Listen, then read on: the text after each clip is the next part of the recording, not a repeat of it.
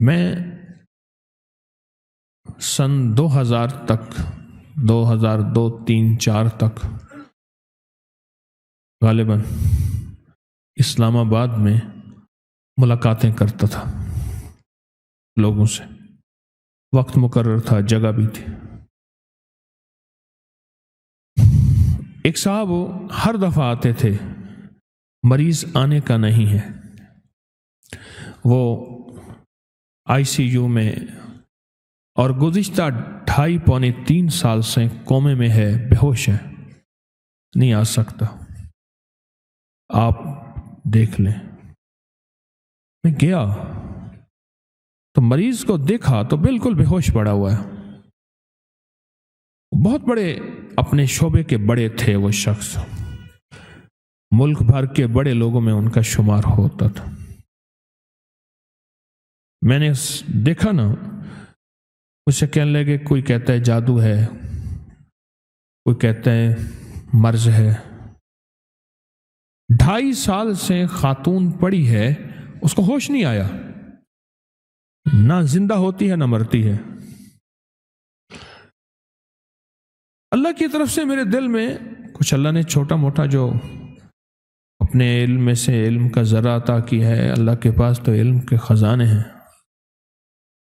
میں نے کہا اس کے لیے استغفار کریں، اور ایک پوری کی پوری ٹیم بٹھائیں، کوئی مخلصین کی ہو جو استغفار کرے اس کے لیے، اور استغفار یہ کرے کہ اللہ تو اس کی روح اپنے پاس لے لے اور اس کو موت دے دے. بس استغفار کریں. اسے کہنے لگے موت؟ میں نے کہا سچ تو یہی ہے جو میری سمجھ میں آئی ہے، میں اپنی سمجھ کا دعویٰ نہیں کرتا. کچھ عرصے کے بعد وہاں کی ایک خاتون آئی، نرس، ریٹائر ہونے کے قریب تھی. تسبیح خانے سے اس کی نسبت کہ پتہ چلا کہ حضرت آپ آئے تھے وہاں، مجھے پتہ چلا میری ڈیوٹی فلاں ٹائم کی تھی، آپ فلاں وقت میں آئے تھے، میں دن کو گیا تھا، اس کی نائٹ کی ڈیوٹی تھی، رات کی. میں نے پوچھا کیا ہے؟ مجھے تو وہ خاتون کسی پکڑ میں نظر آئی ہے.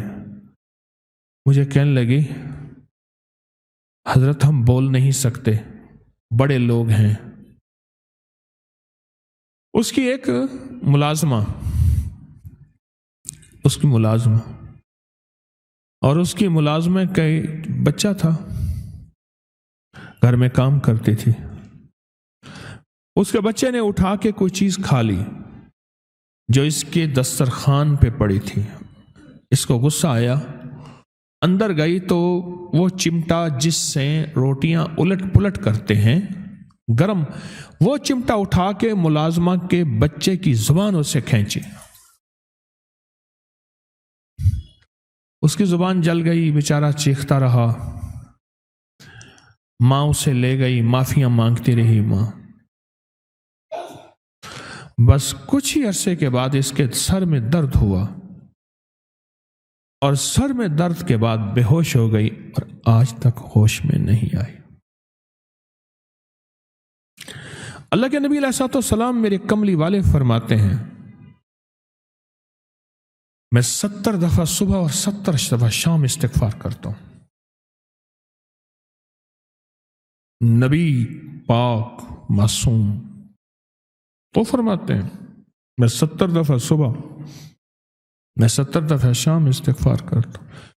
وہ استغفار بنیادی طور پہ میرے آپ کے لیے ہے، وہ استغفار بنیادی طور پہ میرے آپ کے لیے ہے. مجھے بتانا ہے، آپ کو بتانا ہے، امت کے لیے کرنا ہے.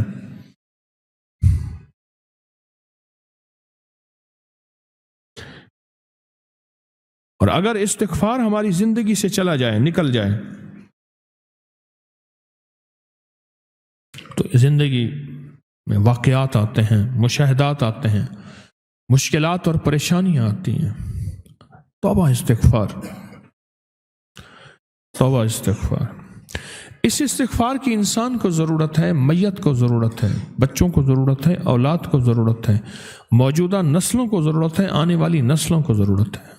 اس ویڈیو کو لائک اور شیئر کریں۔ اب کریں YouTube چینل کو سبسکرائب کریں اور روزانہ زیادہ سے زیادہ سبسکرائب کروائیں۔ آپ دوسروں کے لیے صدقہ جاریہ بنیں گے، اللہ پہلے آپ کے دکھ ٹالے گا۔